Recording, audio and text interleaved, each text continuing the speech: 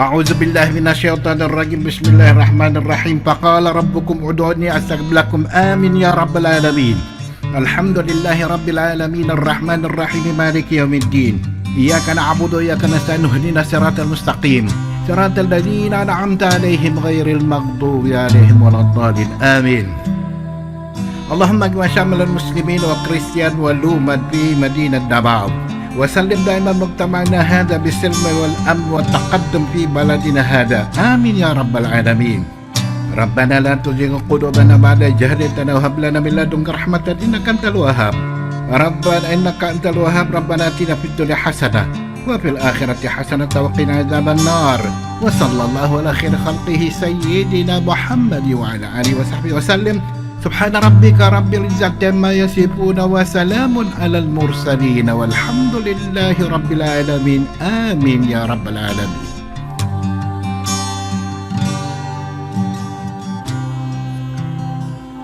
In the name of the Father, Son, and Holy Spirit. Amen. Our most gracious Heavenly Father, we come to you today to praise and worship you and give you thanks for all the things you continue to provide for ourselves and our families. Father, we humbly ask for forgiveness for all the times we have offended you, when we forget to acknowledge your presence in the image of our brothers and sisters, and for moments we fail to be good stewards of the blessings you have given us. Continue to guide and protect each one of us, Lord, that we may always walk in the light of your everlasting love and mercy. Grant us, Father, with your comfort in times of distress and with your strength in times of weakness. Bestow upon us your unending grace and healing, that we may in turn become instruments of gentleness and compassion to others. We ask all this in the name of your Son, our Lord Jesus Christ, with the prayer and the intercession of our Blessed Mother. Amen. Manama, mawantog ka. Warpo ko iling ko'y ko. O Diyos, kahibulungan ka. Busa ikaw lang ang simbahon ko. Busa ikaw lang ang alagaran ko.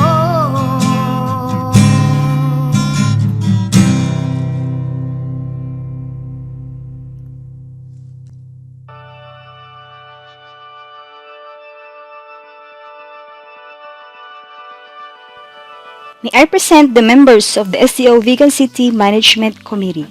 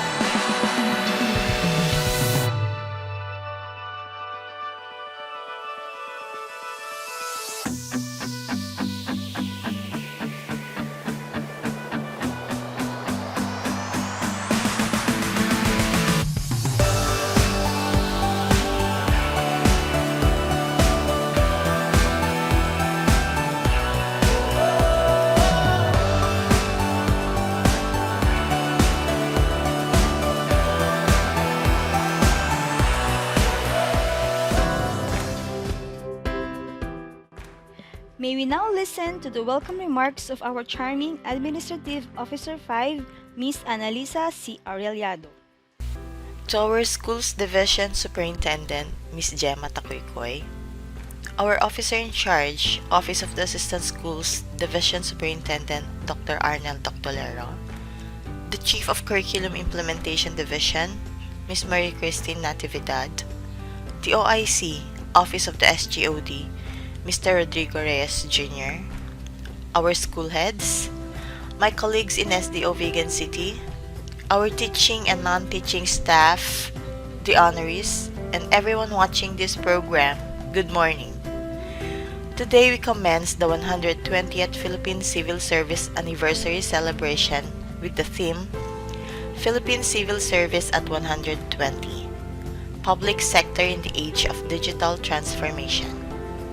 The best way to start this celebration is by honoring those men and women in the civil service who have continuously and faithfully served the government for 10, 15, 20, 25, 30, 35, and 40 years. Though this year has been challenging for every one of us due to COVID-19 pandemic, the STO Vegan City is one with the Philippine Civil Service Commission in highlighting the use of emerging technologies in the pursuit of efficient public service delivery and in continuing tradition. In response to the new normal this 2020, I welcome you to the first ever Virtual Loyalty Awards program. Thank you, ma'am, for that warm welcome.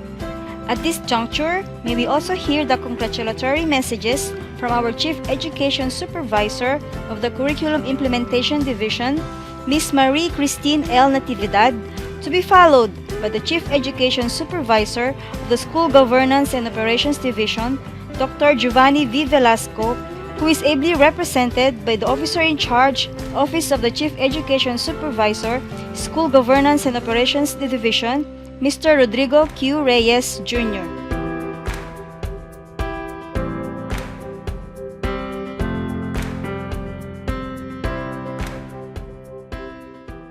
Our Motherly and Supportive Schools Division Superintendent, Ms. Gemma Takoykoy, Equally Supportive Officer in Charge, Office of the Assistant Schools Division Superintendent, Dr. Arnel Doctolero, the gentle big brother of SDO Vegan City and the SGOD Chief, Dr. Giovanni Velasco, the very able designated officer in charge of the Office of the SGOD Chief, Mr. Rodrigo Reyes Jr., the prime mover of this event, the Administrative Officer 5 for Administrative and General Services, Ms. Annalisa Aureliado, all section heads of SDO Vegan City, our division and school leaders, our leaders in the Civil Service Commission, whom we consider as the champions of public service, all educators who are joining us in this online activity, my fellow loyalty awardees, my warm greetings to all of you. We have come together in a way that is different from the gatherings we have had in the previous years for the same purpose, in our desire not to miss the 120th Philippine Civil Service Anniversary celebration. This year, the COVID-19 pandemic that we are experiencing has challenged us to think of other ways of holding our activities without compromising our purpose and goals. And this year, the theme for the Civil Service Month celebration that the CSC has chosen is very appropriate.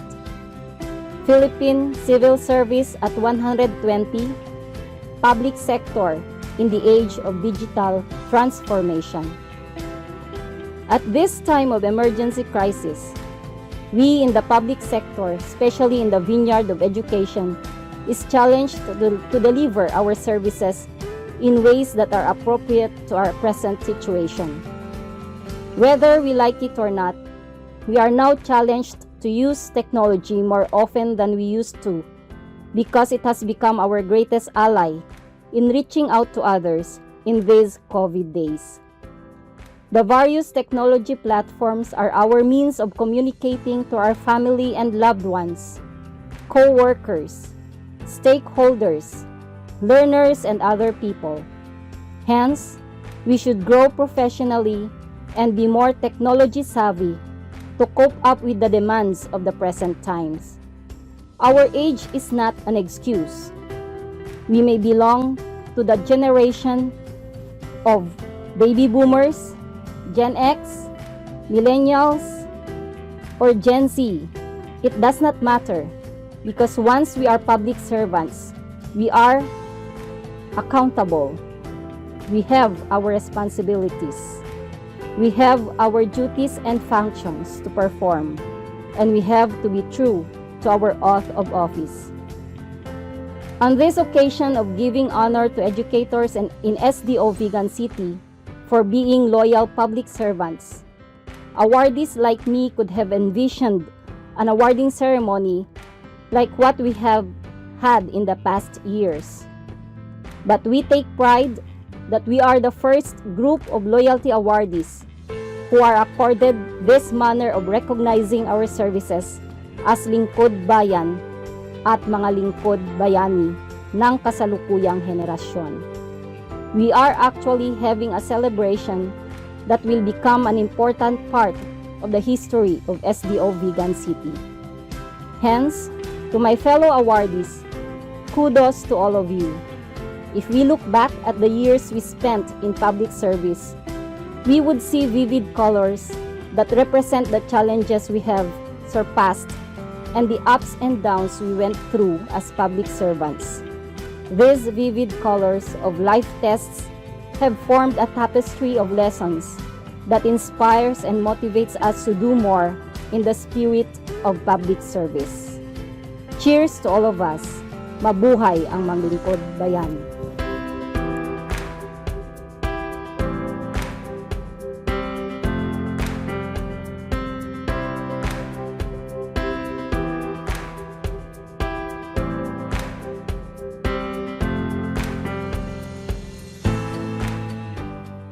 Isang mapagpalang araw sa ating lahat.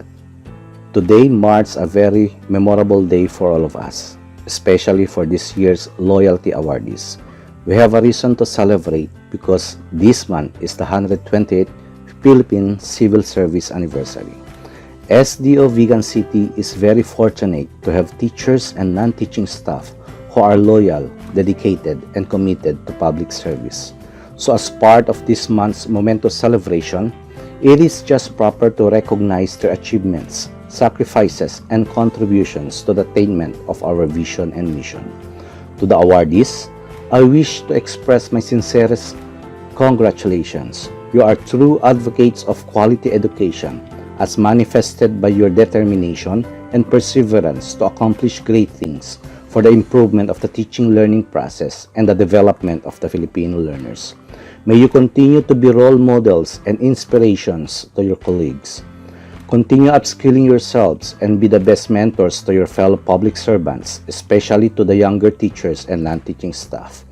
SDO Vigan City is very proud of you.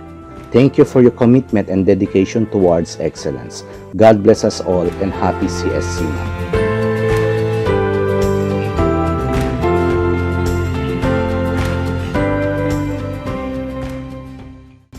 Thank you very much, dear Ma'am and Sir, for those warm and heartfelt messages. Moving on, may I present to you the employees who have rendered 10 years of continuous government service.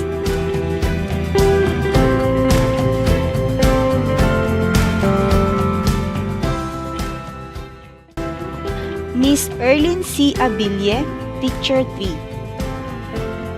Miss Wilmarie T. Amongol, Teacher 3. Miss Melbourne A. Ante, Teacher 1. Mr. Romel T. Ausa, Teacher 3. Mr. Ayman A. Bahet, Teacher 3. Miss Ronalyn S. Banyo, Teacher 2. Miss Jenny A. Barrot, Teacher 3.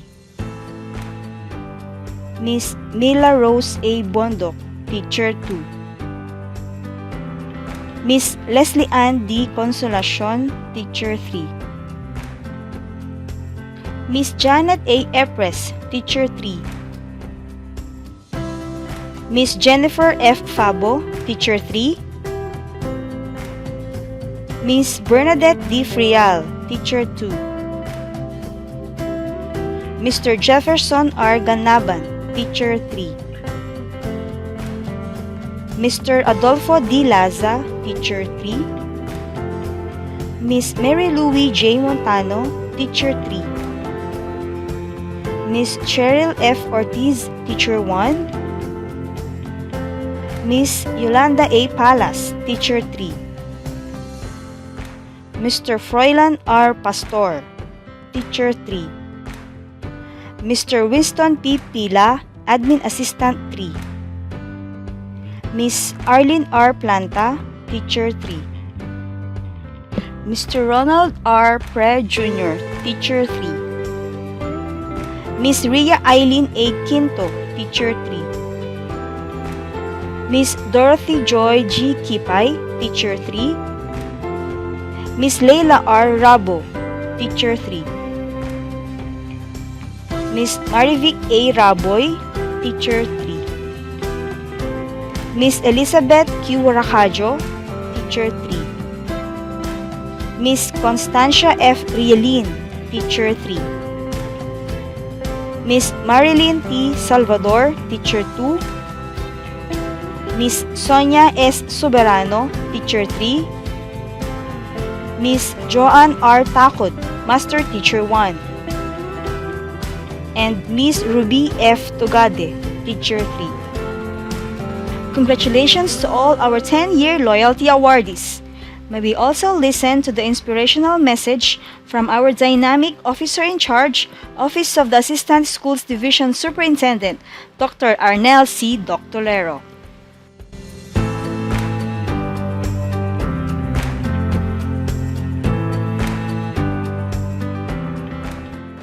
My greetings to everyone.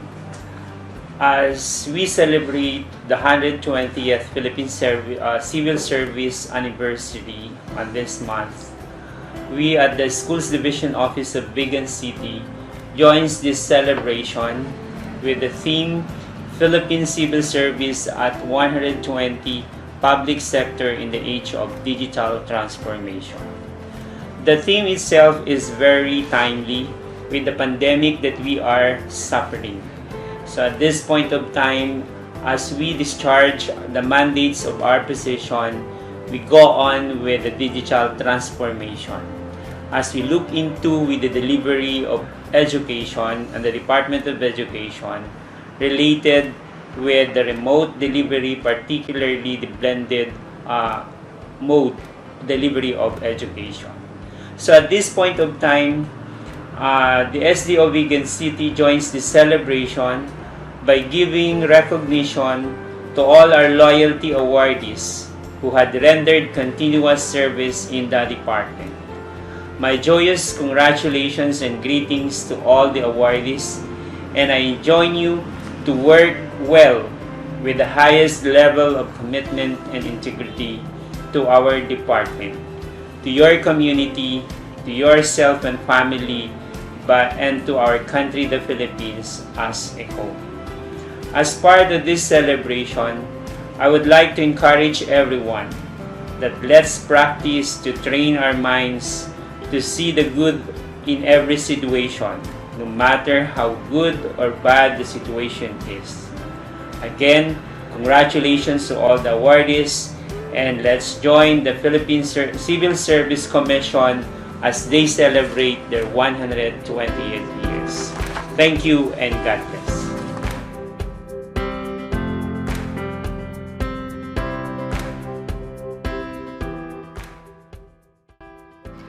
Thank you, sir, for those motivating and encouraging words. For now, may I present to you the employees who have served 15 continuous and invaluable years in the government service.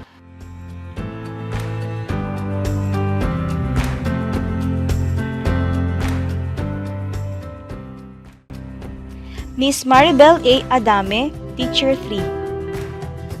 Miss Rosalia R. Alcones, Teacher 3. Mr. Ronald P. Alejo, Master Teacher 2. Miss Janice V. Alonzo, Master Teacher 2. Miss Juanita G. Martinez, Teacher 3. Miss Beverly L. Palakpak, Teacher 3. Miss Cheryl L. Pata, Master Teacher 2. Mr. Rolly A. Raceles, Master Teacher 1. Miss Catherine Gabriela T. Reboroso, Teacher 3. Miss Monette A. Refuerzo, Master Teacher 2. Miss Beryl A. Reminajes, Teacher 3. Mr. Johnny T. Olivas, Teacher 3. Miss Monette C. Vega, Teacher 3. Our warmest congratulations to all our 15-year loyalty awardees. May we also listen to the inspirational message from the very accommodating Director 2 of Civil Service Commission, Ilocos Sur Field Office, Mr. Romulo V. Nabua.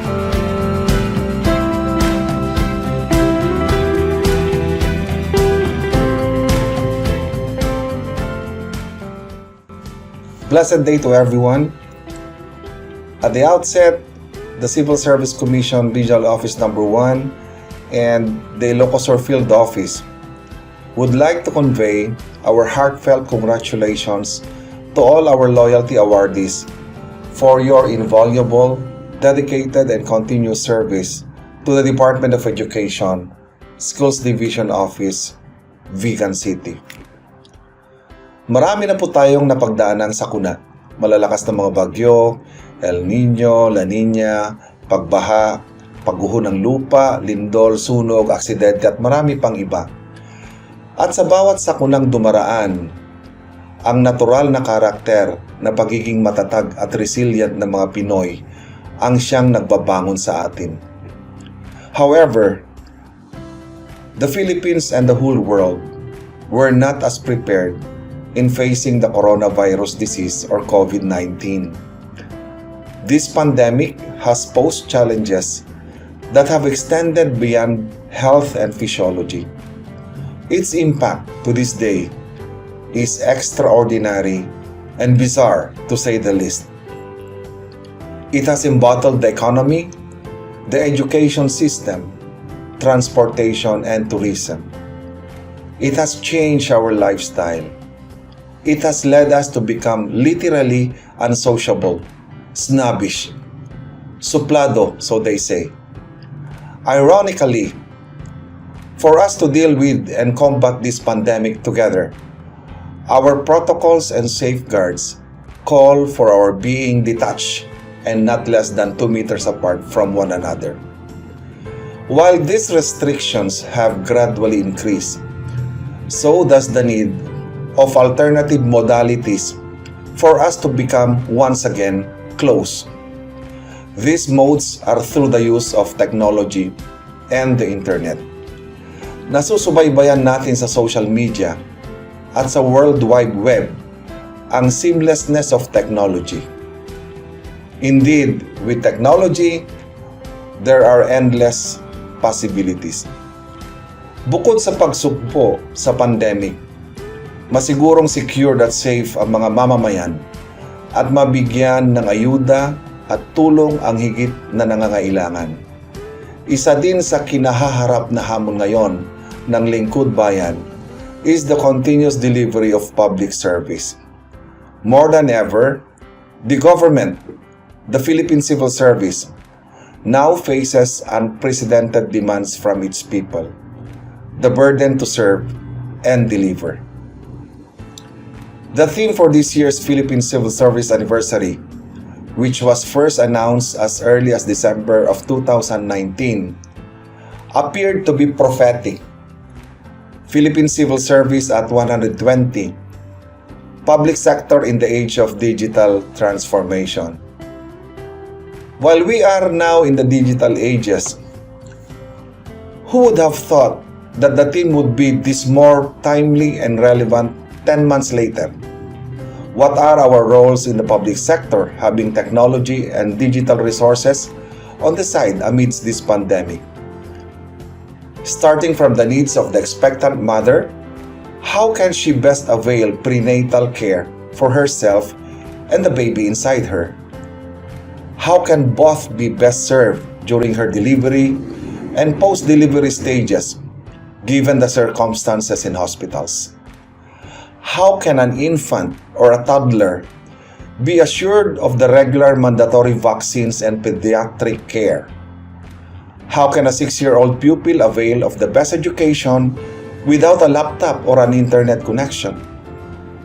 For mixed learning modalities, how could 2 undergraduate parents conveniently guide their 6 children? How can these same parents properly rear and provide for their children and their families if they lost their jobs and sources of income because of the pandemic? How can the elderly enjoy the remaining years of their lives if they are not allowed to go out and get vitamin D from the sun? The challenges for Filipinos go on, day by day. In an era of digital transformation, the challenge for public servants now is to make public service felt by all, not only by those who have the technology and the means to acquire it. Our role is to be more responsive to the needs of the people, not only by dealing with their weaknesses and deficiencies, but by reaching out and focusing on their capability and existing resources despite the unavailability and inaccessibility of technology. This is what public service is for.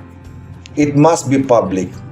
It must be felt by everyone, starting from the most vulnerable. From President Ramon Magsaysay's famous line, which says, "Those who have less in life should not only have more in law." I say, those who have less in life, especially in these trying times, must also have more access in public service. I would like to enjoin all of you to actively participate in all the lineup activities of the 120th Philippine Civil Service Anniversary, giving focus on celebrating public service amidst the pandemic. To end, I would like to share the words of President Manuel Quezon, who celebrated his birth anniversary last August. True patriotism does not consist in shouting that you are willing to die for your country. We are not bound to be heroes all the time, nor is there an opportunity to be heroes every day.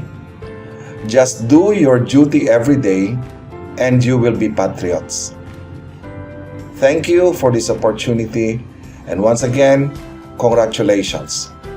Maligayang ika-120 anibersaryo ng Serbisyo Sibil.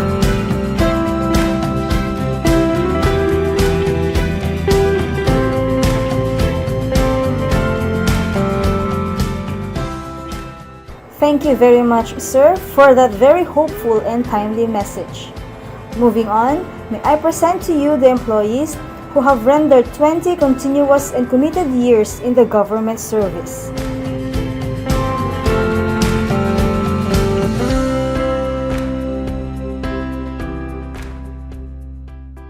Miss Evangeline P. Alcain, Master Teacher 1. Miss Sheila Marie B. Avenio, Teacher 3. Miss Flora R. Azada, Teacher 3. Miss Gloria L. Bachar, Teacher 3. Miss Aurora Florida P. Bilhera, Teacher 3. Miss Esperanza A. Billones, Teacher 3. Miss Marisol A. Castañeda, School Principal 3. Miss Ella G. Celana, Master Teacher 1. Mr. Christopher Michael T. Gasmen, Accountant 3. Mr. Senando R. Marquez, Teacher 2. Miss Marites E. Organo, Master Teacher 1. Miss Lailani R. Rafanan, Teacher 2. Miss Maria Teresa O. Redondo, Head Teacher 6. Miss Dina Q. Rivad, School Principal 2. Mr. Rodelio R. Rivera, Master Teacher 1. Miss Benalyn G. Soberano, Teacher 3. And Mr. Antonio A. Tagorda, Master Teacher 1. Our heartfelt congratulations to all our 20-year loyalty awardees. May we also witness an intermission number to be presented to us by our talented colleagues in the OSTS.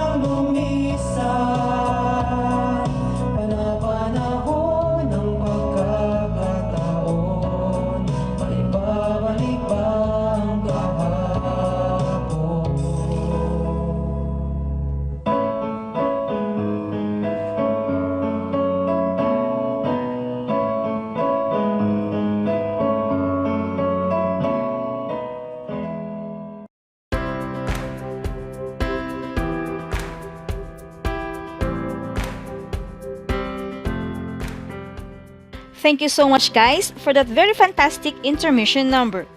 Moving on, may I present to you the employees who have rendered 25 continuous and dedicated years in the government service.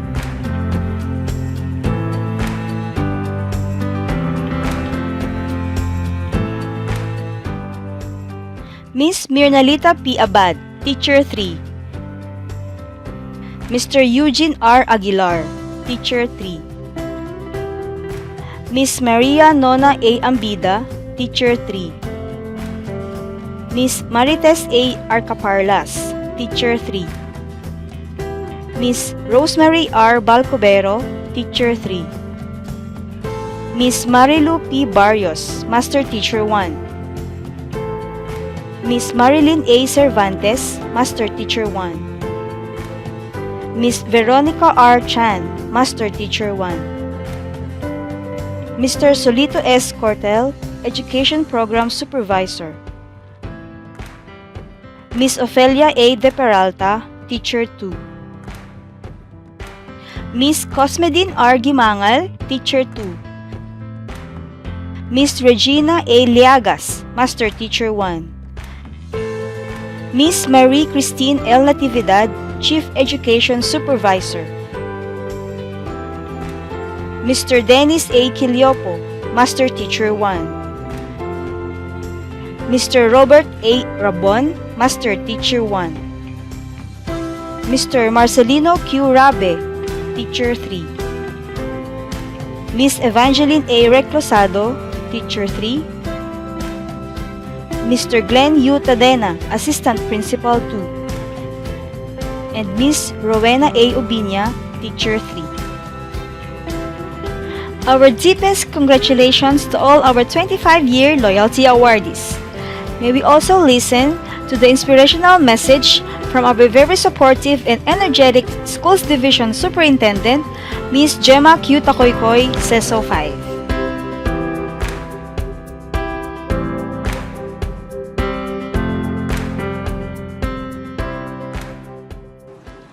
Our indefatigable Regional Director of the Civil Service Commission, Sir Hedy Jose B. Lardizabal, our very own Civil Service Commission Provincial Director, Sir Romulo V. Nabua, my partner in crime, our Officer in Charge, Office of the Assistant Schools Division Superintendent, Dr. Arnel C. Doctolero, the two Chiefs of Staff of the Republic of the Division of Vigan City, Miss Marie Christine L. Natividad from the Curriculum and Implementation Division, Dr. Giovanni V. Velasco from School Governance and Operations Division.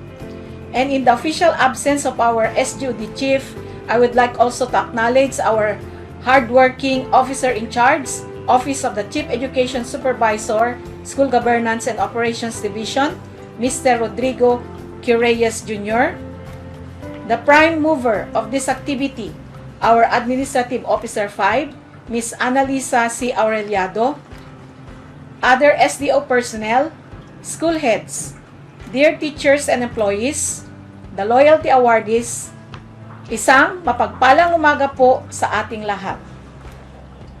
Philippine Civil Service at 120. Public sector in the age of digital information. This being the anniversary theme, the Civil Service Commission underscores the potency of technology as a tool in governance, which in essence is public service. It, however, makes government operations faster, simpler, and more efficient, and is therefore desirable and imperative. On this digital age, organizations such as ours are expected to establish a transparent, efficient, and city-centric e-government. Proven very essential and contributory is a genuine engagement among our clienteles through available communication channels such as Facebook, Twitter, and other social media platforms on the internet. This is another beauty of technology. How then can we help pursue the goal of providing fast and quality services with the general public, especially in times of pandemic such as this COVID-19. One is by being a digital native, meaning you are able to use with competence and efficiency information and communication technology. Not just being satisfied with knowledge on one MS program or application, but all programs and online platforms. Amidst COVID-19 pandemic, our division has successfully carried out the checking of school forms. We did this virtually through FB Messenger, Google Meet, Zoom, or MS Teams. In the delivery of services such as dissemination of memoranda, submission of required reports, the division also utilized virtual communication. Trainings as well were done through online. To some, it was very difficult, especially to the first-time users of these platforms. This is the challenge of the Civil Service Commission, for us to be reskilled or upskilled in technology. In support of the DepEd's aspiration for learning continuity despite the pandemic threat, you worked so hard in developing learning resources. Initially by attending series of webinars and subsequently working at home with your laptop as the main gadget. And I would like to commend your contributions. We now have ample resources for use this school year, embracing a new setting dubbed as the new normal in education with modular distance learning as modality. By giving a favorable nod to attending online trainings, video tutorials, and others, you are now more equipped in using technology and hopefully other emerging technologies. We can pursue an efficient public service delivery and can cope with the demands of today's fast-changing world.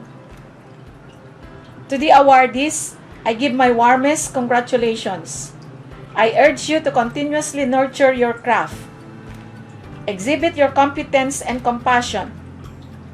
As one family in DepEd, let us improve and continue finding new ways of providing online services in the school and in the community. Thank you and mabuhay tayong lahat!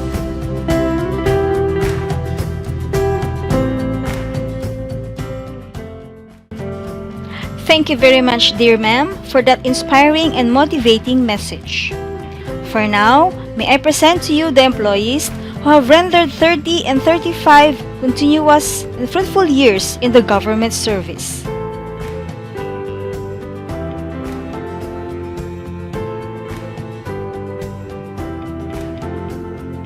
Ms. Helconida P. Abero, Master Teacher 1. Mr. Raimundo B. Cadosio, Communication Equipment Operator 3. Ms. Julia B. Formoso, Special Education Teacher 1. Ms. Ludivina D. Lim, Teacher 3. Mr. Amelito G. Racoma, Watchman 1. Ms. Lalaine S. Singson, Teacher 3. And Ms. Telma A. Valerio, Teacher 3.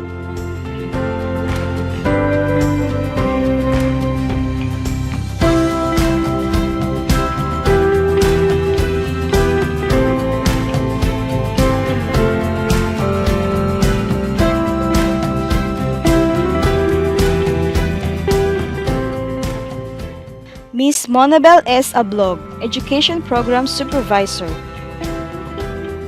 Ms. Jocelyn R. Belio, Teacher 3. Ms. Pauline D. Formoso, Admin Assistant 2. Mr. Ramon A. Javier Jr., Head Teacher 3. Ms. Corazon A. Noriega, Teacher 3. Ms. Rosario A. Organo, School Principal 2. Ms. Felisa P. Palo, Master Teacher 1. Ms. Elizabeth D. Quitoriano, Master Teacher 2. Ms. Maresita F. Rabino, Master Teacher 1.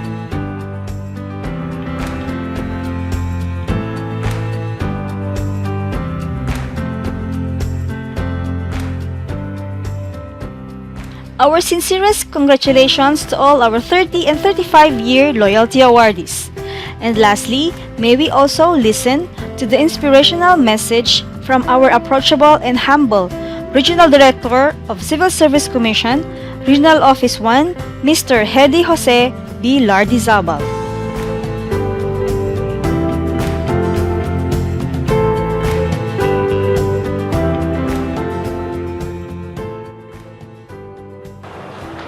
Greetings to everyone, especially to our honorees today. The Lord is indeed so good for providing us another occasion to celebrate as we reach the 120th anniversary of the Philippine Civil Service. This year, we have our anniversary theme, Philippine Civil Service at 120, Public Sector in the Age of Digital Transformation.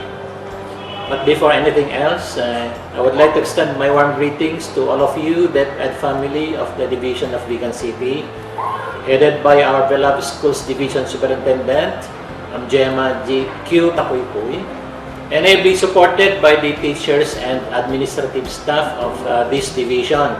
Happy anniversary po sa ating lahat.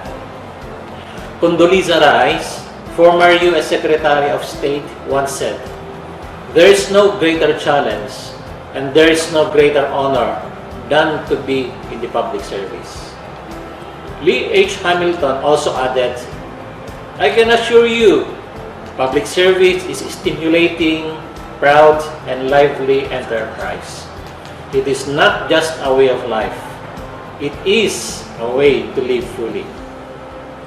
I guess many of you, if not all of you, will agree with the statement of Condoleezza Rice and Lee Hamilton that to be in the public service is both a challenge and an honor. Do you agree with me? Kindly ask also the person beside you at your left and at your right if she is challenged and feels honored to be in the government service. But when I say challenged, I don't mean mentally or physically challenged. I presume that in many instances, we try to recall the start of our career, especially on how we were able to overcome those obstacles and challenges that we encountered along the way until we reach where we are now. How long did it take us to be here? Maybe 10 years?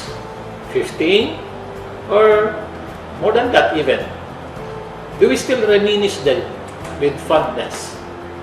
Or do we hesitantly look back because there is still a tinge of pain or resentment as an offshoot of some unpleasant experiences like nga na-bypass the promotion, na wrongking, na i-promise kanya na the position, ngam sa balimagti, nakaitilan na. Can you relate to these examples? In her speech during the convention of the National Union of Career Executive Service Officers, or the NUCESO, in July 2018, the good DepEd Secretary, Leonor Briones, talked about the challenges of working for the government. And I know some of you heard her speech. She said, and I quote, "Public service is not about power and getting rich. It is about suffering. Financially, physically, psychologically. It is about attacks from all corners. But it is also joy, the joy of introducing reforms, the joy of touching people, and the joy of teaching them new ways of thinking and serving our people." Noble thought from the good secretary. But she got bombarded with criticisms after that, since some quarters only focused the comments on the suffering part. And I totally agree with her when she retorted that she was just distorted and taken out of context, considering that what was quoted only and given emphasis on was the suffering part. If she would be re-echoing nowadays her statement in that occasion in 2018, and considering that she was already taken out of context, I believe she would not just be held upon. She may even be nailed on the cross. But of course, that was just figuratively speaking. Especially on the suffering part, due to what our teachers, our parents, and students alike we're going through these times of the COVID-19 pandemic. That holds true to all, even in the private sector. In here, we are not talking only about the fear, the anxiety, restlessness, stress, and overlapping emotions brought about by this dreadful unseen foe in our midst that is causing havoc in our lives in all aspects. I am sure that while saying you are now ready to implement this online or modular or blended approach or strategy of teaching, reality is, ang dami pa rin mga katanungan, kasama agam-agam like, what now? What will happen next? Will it work? And answered in the process of more ifs, maybes, let's see, hope so, etc. Sige nga, taas ng kamay ang nagsasabing hindi niya pinoproblema ito. Yet this is now the trend, the road we are currently traversing, which we dubbed the journey to new normal, brought about by the pandemic. Balita nga namin, as part of the journey, some higher educational institutions have offered a course in social sciences titled AB Normal. Incidentally, we can no longer properly distinguish between normal and abnormal due to these constantly changing policies, guidelines, and restrictions, both at the national and local levels. Problema lalo sa local levels, especially sa ating mga borders. O ano, relate tayo dyan? This year's theme likewise conveys the same thing, that we are now into digital transformation. The CSC recognizes that rapid technological advancement is changing the work culture of organizations, as well as relations between clients and service providers. For the Philippine government to be at par with global standards, it also has to embrace modernization in an increasingly globalized and technology-driven world.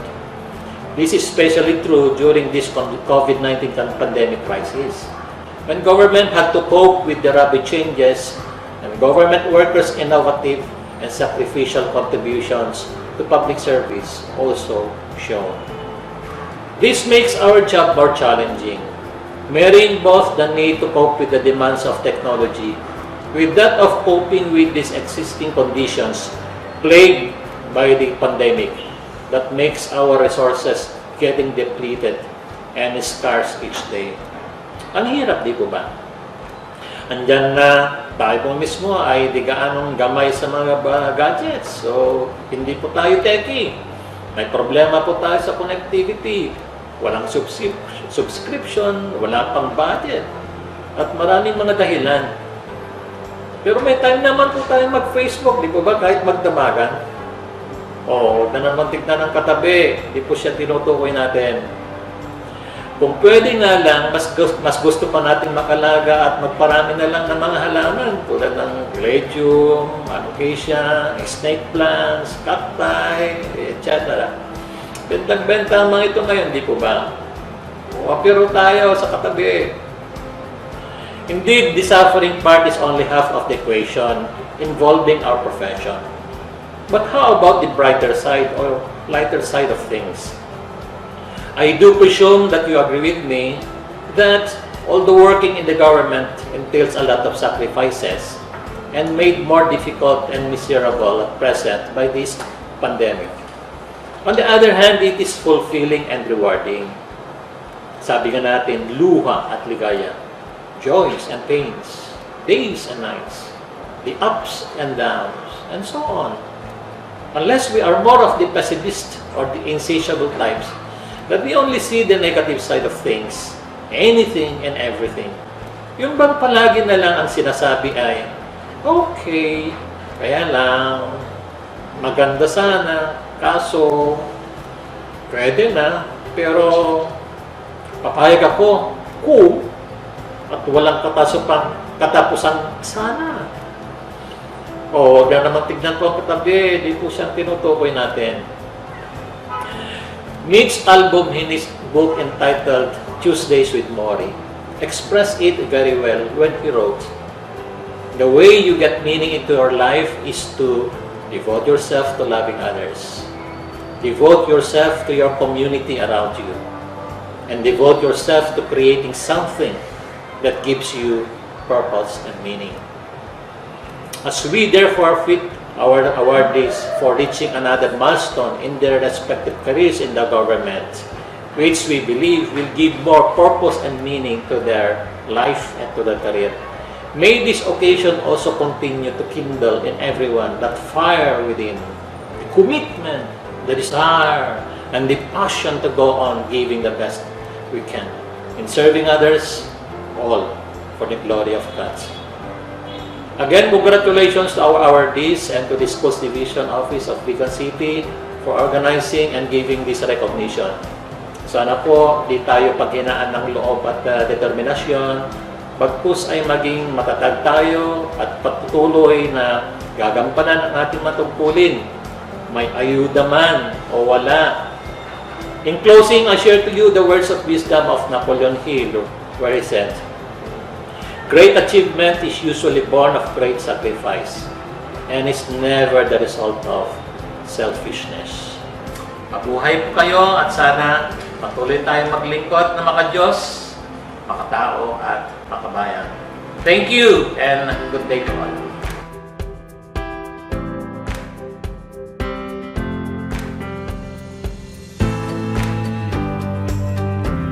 Thank you very much, sir, for that inspiring and wonderful message. And finally, may I present to you the employees who have rendered 40 continuous and devoted years in the government service.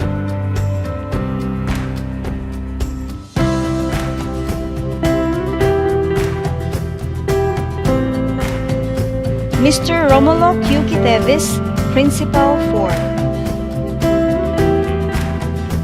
Miss Florence C. Recaido, Head Teacher 6. Our joyous congratulations to our two 40-year loyalty awardees.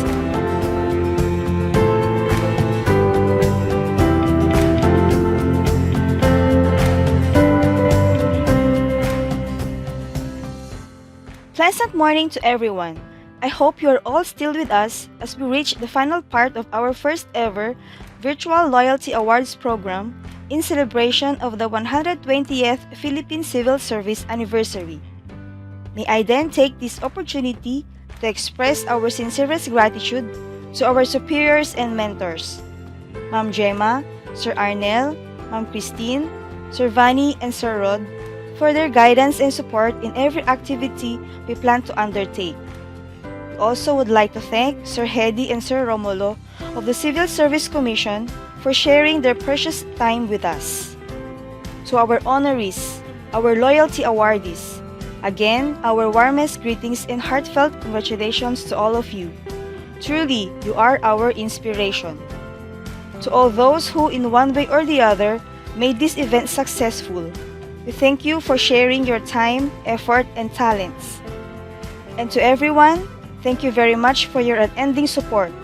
We will surely conduct this again next year, but hopefully with everyone physically present. For now, let us all be safe and continue to perform our duties and responsibilities with utmost display of professionalism and integrity expected of us as a civil servant. Once again, happy 120th Philippine Civil Service Anniversary to everyone. This has been Maria Bernadette R. Sarmiento, your program host, now signing off.